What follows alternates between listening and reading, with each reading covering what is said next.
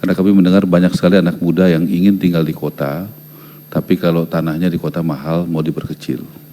Tapi sudah mendengar begitu banyak masukan, termasuk dari teman-teman anggota DPR Komisi 5, maka saya sampaikan secara terbuka permohonan maaf dan saya cabut ide itu. Assalamualaikum warahmatullahi wabarakatuh. Salam sejahtera untuk kita semua. Terima kasih Pak atas kesempatannya. Hari ini kami pertama menyampaikan permohonan maaf. Saya punya ide mungkin yang kurang tepat, tapi tujuannya mungkin cukup baik, tapi mungkin kami juga mesti belajar bahwa ide-ide di ranah publik harus lebih baik lagi soal rumah subsidi yang diperkecil. Jadi tujuannya sebenarnya sederhana, karena kami mendengar banyak sekali anak muda yang ingin tinggal di kota, tapi kalau tanahnya di kota mahal mau diperkecil.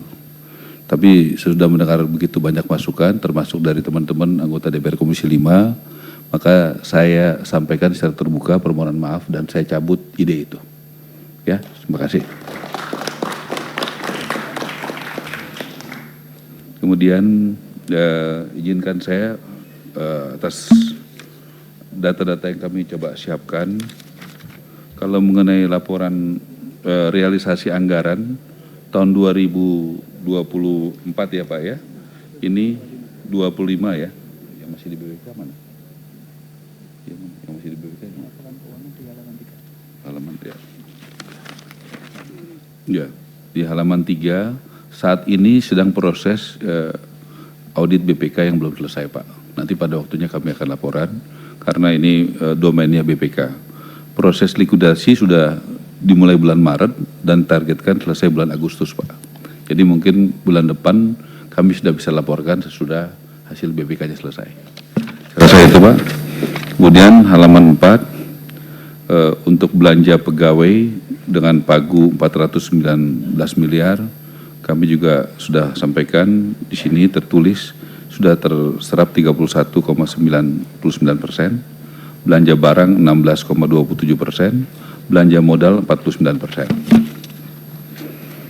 Kemudian untuk realisasi APBN tahun 2025, terima kasih Pak, sudah ada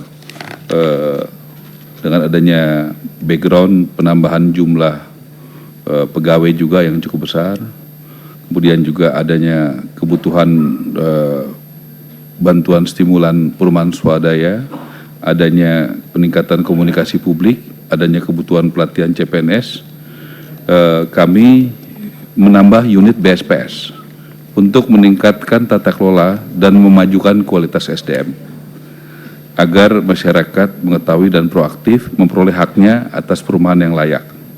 Optimalisasi terhadap pagu anggaran existing dengan tidak mengusulkan penambahan anggaran untuk 2025. Peningkatan unit BSPS, penguatan IGN, pelatihan PNS sebesar 192 miliar.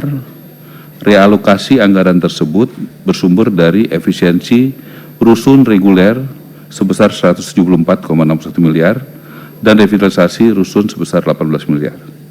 Realokasi anggaran tersebut meningkatkan jumlah unit rumah BSPS sebanyak 6.569 unit dari semula 38.554 unit menjadi 45.073 unit. Kemudian postur anggaran sesudah realokasi, dukungan manajemen, ini sudah kami sampaikan Pak. Program juga ini kami sangat setuju, sependapat dengan teman-teman anggota DPR.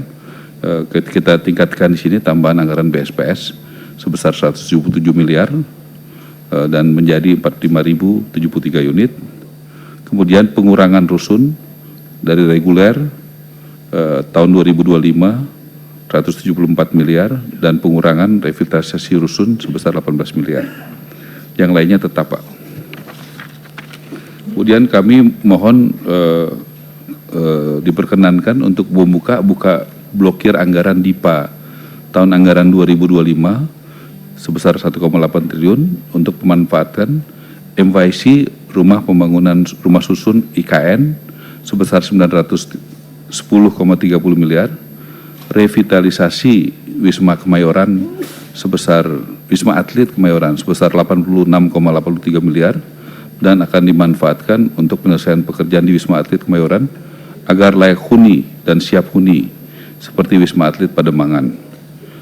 Dan lanjutan pembangunan rusun DOB Papua sebesar 136,92 miliar.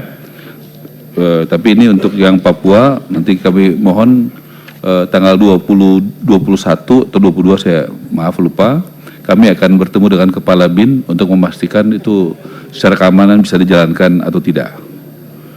Kemudian anggaran untuk 2026 ini halaman 9, kami mengusulkan sebesar 49,854 triliun. Sehingga pagu indikatif diperlukan tambahan 48 triliun. Nah, nomor 2 ini kami mohon doa dan dukungan dari teman-teman Komisi 5. Kami mengusulkan dari usulan anggaran tersebut sebesar 45,55 triliun atau 91,37% diusulkan untuk anggaran bantuan stimulan perumahan swadaya dengan target 2 juta unit rumah di tahun 2026. Usulan anggaran di luar BSPS sebesar 4,3 triliun. Jadi di luar BSPS itu kita 4,3 triliun atau 8,63% dari usulan anggaran TA 2026. Atau mengalami kenaikan biaya sebesar 840 miliar atau 24,27% dari anggaran TA 2025 sebesar 3,46 triliun. Jumlah anggaran tersebut kami yakini dalam rangka mencapai target pembangunan dan renovasi 3 juta rumah. Ya, dan penanganan kawasan kumuh sebagai target dan prioritas rencana pembangunan jangka menengah nasional 2025-2029 dan rencana kerja pemerintah 2026. Melalui usulan anggaran, Kementerian PKP tersebut menghasilkan pembangunan sebesar 2.052.822 unit dan penanganan kawasan kumuh sebesar 225 unit. Sehingga tetap diperlukan langkah-langkah kreatif untuk mencapai target pembangunan dan renovasi 3 juta rumah melalui pembiayaan rumah subsidi FLPP.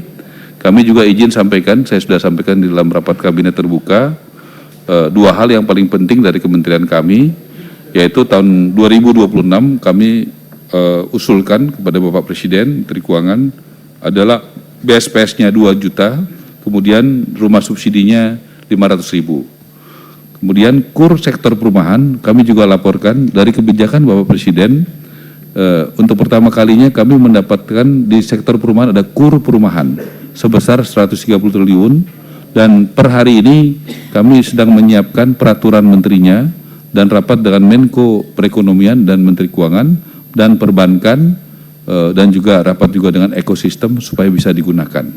Nanti pada waktunya kami akan laporkan, ini adalah bukti keberpihakan Presiden Prabowo di sektor perumahan. Kemudian swadaya masyarakat, CSR, dan investasi. Habis itu, yang terakhir ini halaman 10, jadi rumah swadaya memang kami targetkan 2 juta Pak, tahun 2026, itu anggarannya 45,55 T, rumah susun 3.047 unit 1,67 T, rumah khusus 1.166 sama dengan 287 miliar, kemudian PSU rumah umum 18.609 unit sama dengan 290,82 miliar, kemudian penanganan kawasan pemukiman dan sanitasi itu sebesar 660 miliar, dukungan manajemen itu sebesar 1,118